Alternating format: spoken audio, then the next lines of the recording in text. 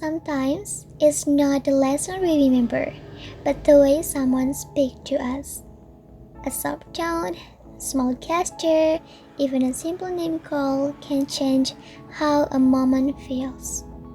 That's why I call these reflections Word and Us. It's about words and how they quietly shape connections. Through a short observations in my critical reading class, I'll share how pragmatics, meaning beyond the words, appears in simple everyday interactions. I'm Naila Nazwa, and this is what I found. Why did I choose this moment? So in my report transcript, I chose some moment. And why? Because it showed that a class is not only about teaching or giving instructions, it's about how we speak, how we respond, and how we create a safe space. I realized that tone, gesture, and even timing can change how a message feels to the listeners. This reflects Searle's view that big acts go beyond delivering words.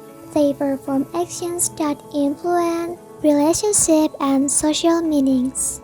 Similarly, Brown and Levinson explain how politeness strategies can reduce distance and make interactions feel more inclusive.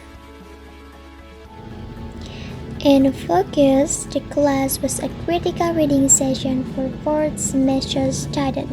It began with greetings and like icebreaking, then moved into group work where students read short texts and prepared their answers.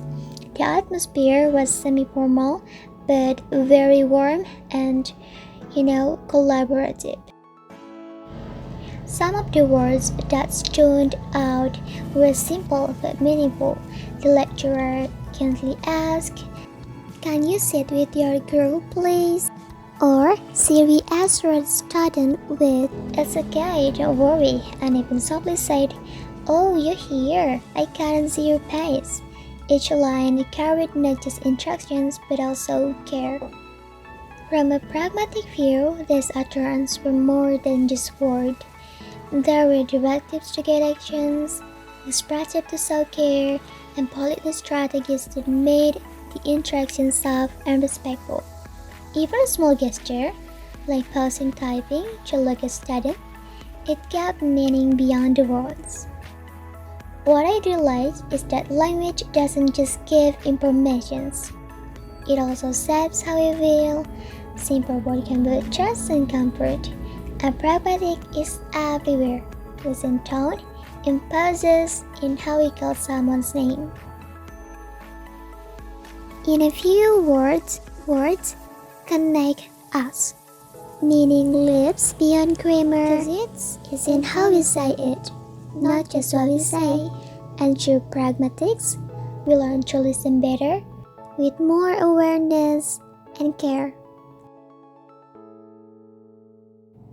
And before I end, let me share this. In the book Emotional Intelligence by Daniel Goleman, it explained that the way we communicate, our tone, gesture, and timing directly affects how people feel and respond. It's not just about the message, but the emotional signal behind it.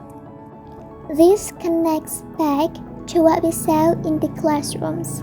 The lecturer's small choices, like softening her tone or pausing to give attention, were not only pragmatic strategies. They were also emotional cues that build trust and lowered anxiety. So, whether it's in teaching or in daily life, being aware of how we speak is also being aware of how we make others feel. In the end, Wordiness reminds us that language is never just about instructions. It's about creating trust, clarity, and connections. Every word we choose quietly shapes the space between us.